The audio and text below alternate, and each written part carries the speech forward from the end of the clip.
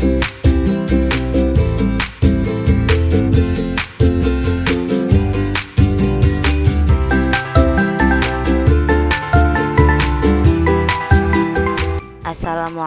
warahmatullahi wabarakatuh. Perkenalkan, nama saya Putri Neni Rosanti dengan NIM 191130613, Program Studi Pendidikan Guru Madrasah Ibtidaiyah PGMI 1 semester 4, Institut Agama Islam Negeri Samarinda yang telah berganti nama menjadi Universitas Islam Negeri Sultan Haji Muhammad Idris Samarinda. Pada video ini saya akan memaparkan materi tentang kepala sekolah sebagai supervisor dalam mata kuliah Administrasi Pendidikan dan Supervisi dengan dosen pengampu Bapak Riswadi MPD. Bagian pertama, A. Kepala sekolah sebagai supervisor. Kepala sekolah sebagai supervisor artinya kepala sekolah berfungsi sebagai pengawas, pengendali, pembina, pengarah, dan pemberi contoh kepada para guru dan staf yang ada di sekolah. Nah, salah satu hal yang terpenting bagi kepala sekolah sebagai supervisor adalah memahami tugas dan kedudukan karyawan-karyawan atau staf di sekolah yang dipimpinnya. Dengan demikian, kepala sekolah bukan hanya mengawasi karyawan dan guru yang sedang menjalani kegiatan, tetapi ia membekali diri dengan pengetahuan dan pemahamannya yang luas tentang tugas dan fungsi stafnya, agar pengawasan dan pembinaan berjalan dengan baik dan tidak membingungkan. Secara umum, kegiatan atau usaha-usaha yang dapat dilakukan oleh kepala sekolah sesuai dengan fungsinya sebagai supervisor antara lain yaitu: yang pertama, membangkitkan dan merangsang guru-guru dan pegawai sekolah di dalam menjalankan tugasnya masing-masing dengan sebaik-baiknya. Yang kedua, berusaha mengadakan dan melengkapi alat-alat perlengkapan sekolah termasuk media instruksional yang diperlukan bagi kelancaran dan keberhasilan proses belajar mengajar. Yang ketiga, bersama guru-guru berusaha mengembangkan, mencari, dan menggunakan metode-metode mengajar yang lebih sesuai dengan tuntunan kurikulum yang sedang berlaku. Yang keempat, membina kerjasama yang baik dan harmonis di antara guru-guru dan pegawai sekolah lainnya. Dan yang kelima, berusaha mempertinggi mutu dan pengetahuan guru-guru dan pegawai sekolah, antara lain mengadakan diskusi kelompok, menyediakan perpustakaan sekolah, dan mengirim mereka untuk mengikuti penataran-penataran seminar sesuai dengan bidangnya masing-masing. Nah, jadi itu tadi penjelasan mengenai kepala sekolah sebagai supervisor. Kemudian kita lanjutkan ke bagian B mengenai prinsip-prinsip supervisi pendidikan. Kepala sekolah sebagai supervisor dalam melaksanakan tugasnya harus memperhatikan prinsip-prinsip supervisi agar dalam pelaksanaan supervisi dapat berjalan dengan baik dan lancar. Di antaranya terbagi menjadi 4 prinsip, yaitu: yang pertama, prinsip ilmiah. Prinsip ilmiah mengandung ciri-ciri sebagai berikut. A. Kegiatan supervisi dilaksanakan berdasarkan data objektif yang diperoleh dalam kenyataan pelaksanaan proses belajar mengajar. B. Untuk memperoleh data perlu diterapkan alat perekam data seperti angket, observasi, percakapan pribadi, dan seterusnya. C. Setiap kegiatan supervisi dilaksanakan secara sistematis. Yang kedua, prinsip demokratis. Servis dan bantuan yang diberikan kepada guru berdasarkan hubungan kemanusiaan yang akrab dan kehangatan sehingga guru-guru merasa aman untuk mengembangkan tugasnya. Nah, demokratis ini sendiri mengandung makna menjunjung tinggi harga diri dan martabat guru, bukan berdasarkan atasan bawahan. Ketiga, prinsip kerjasama. Yang dimaksud di sini adalah saling memberi support, mendorong, menstimulasi guru sehingga mereka merasa tumbuh bersama. Dan yang terakhir, prinsip konstruktif dan kreatif. Setiap guru akan merasa termotivasi dalam mengembangkannya potensi kreativitas kalau supervisi mampu menciptakan suasana kerja yang menyenangkan, bukan melalui cara-cara menakutkan. Baik, itu tadi penjelasan tentang prinsip-prinsip supervisi pendidikan. Kita lanjutkan bagian C, peran supervisi. Supervisi berfungsi membantu, memberi, dan mengajak. Dilihat dari fungsinya, tampak dengan jelas peranan supervisi itu sendiri.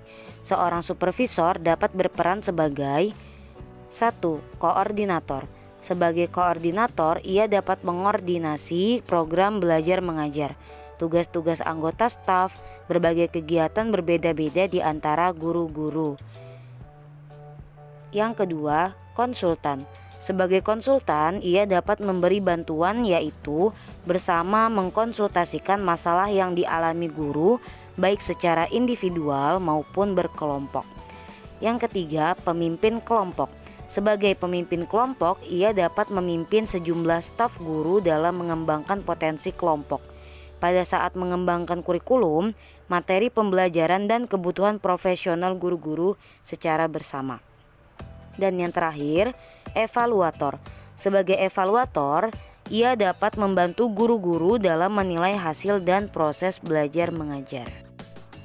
Itu tadi penjelasan mengenai peran supervisi. Selanjutnya, bagian D, tujuan supervisi. Tujuan supervisi ialah mengembangkan situasi belajar mengajar yang lebih baik melalui pembinaan peningkatan profesi mengajar. Maka, tujuan supervisi adalah memberikan layanan dan bantuan untuk mengembangkan situasi belajar mengajar yang dilakukan oleh guru di kelas. Bukan saja memperbaiki kemampuan mengajar, tapi juga untuk mengembangkan potensi kualitas guru. Menurut Gunawan, ada beberapa tujuan khusus supervisi pendidikan, diantaranya yaitu 1. Membina guru-guru lebih memahami tujuan umum pendidikan. Nah, dengan demikian, guru diharapkan dapat menghilangkan anggapan tentang adanya mata pelajaran atau bidang studi penting atau tidak penting, sehingga setiap guru mata pelajaran dapat mengajar dan mencapai prestasi maksimal bagi siswa-siswanya. 2. Membina guru-guru mengatasi problem-problem siswa demi kemajuan prestasi belajarnya. 3. Membina guru-guru dalam mempersiapkan siswa-siswanya untuk menjadi anggota masyarakat yang produktif, kreatif, etis, dan religius. 4. Membina guru-guru dalam meningkatkan kemampuan mengevaluasi, mendiagnosis, baik itu kesulitan belajar dan lain sebagainya. Yang kelima, membina guru-guru dalam memperbesar kesadaran tentang tata kerja yang demokratis, kooperatif, dan kegotong royongan. Yang keenam, memperbesar ambisi guru-guru dan karyawan pendidikan terhadap tuntutan serta kritik-kritik tak wajar dari masyarakat. Dan yang terakhir, mengembangkan sikap kesetiakawanan dan keteman sejawatan dan seluruh tenaga pendidikan. Selanjutnya, pembahasan yang kelima, pelaksanaan supervisi. Pelaksanaan supervisi merupakan tugas kepala sekolah untuk melakukan pengawasan terhadap guru-guru dan staf sekolahnya. Kegiatan ini juga mencakup penelitian, penentuan berbagai kebijakan yang diperlukan, pemberian jalan keluar bagi permasalahan yang dihadapi oleh seluruh pegawainya. Kepala sekolah dalam kedudukannya sebagai supervisor bertugas membimbing para guru dalam menentukan bahan pelajaran yang dapat meningkatkan potensi siswa, memilih metode yang akan digunakan dalam proses belajar mengajar, menyelenggarakan rapat dewan guru, dan mengadakan kunjungan antar kelas. Selain itu, mengadakan penilaian cara dan metode yang digunakan oleh guru. Peran kepala sekolah sebagai supervisor merupakan aplikasi dari tugas dan tanggung jawab yang harus dilakukan oleh kepala sekolah. Adapun tugas dan tanggung jawab yang dilakukan kepala sekolah yang dikemukakan oleh Sahertian adalah Satu, membantu guru dalam persiapan mengajar. Yang kedua, membantu guru dalam melaksanakan proses belajar mengajar. Tiga, membantu guru dalam menggunakan berbagai sumber dan media belajar. Empat, membantu guru dalam menerapkan metode dan teknik belajar.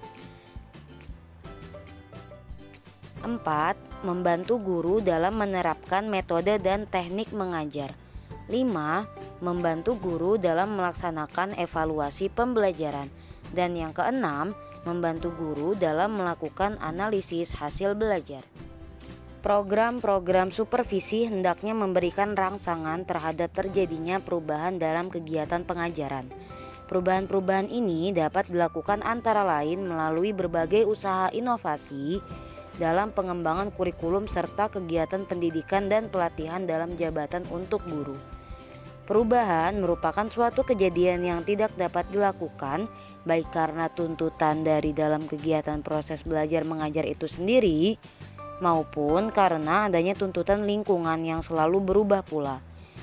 Nah, ada dua jenis supervisi dilihat dari peranannya dalam perubahan, yaitu 1. Supervisi targetif, artinya supervisi yang hanya berusaha melakukan karena menjaga kontinuitas. Yang kedua, supervisi dinamik, yaitu supervisi yang diarahkan untuk mengubah secara lebih intensif praktek-praktek pengajaran. Materi yang terakhir yaitu bagian F, teknik pelaksanaan supervisi. Secara garis besar, cara atau teknik supervisi dapat digolongkan menjadi dua, yaitu 1. Teknik perseorangan. Teknik perseorangan ini artinya supervisi yang dilakukan secara perseorangan atau individu. Nah, beberapa kegiatan diantaranya yaitu mengadakan kunjungan kelas, mengadakan kunjungan observasi, membimbing guru-guru tentang cara mempelajari pribadi siswa atau mengatasi problema yang dialami siswa, dan membimbing guru dalam hal yang berhubungan dengan pelaksanaan kurikulum sekolah. Yang kedua, teknik kelompok. Nah, supervisi yang dilakukan secara kelompok dengan menggunakan beberapa strategi diantaranya: 1. Mengadakan pertemuan atau rapat. 2. Mengadakan diskusi kelompok. Dan yang terakhir, mengadakan penataran. Jadi itu tadi materi yang telah saya jelaskan mengenai kepala sekolah sebagai supervisor.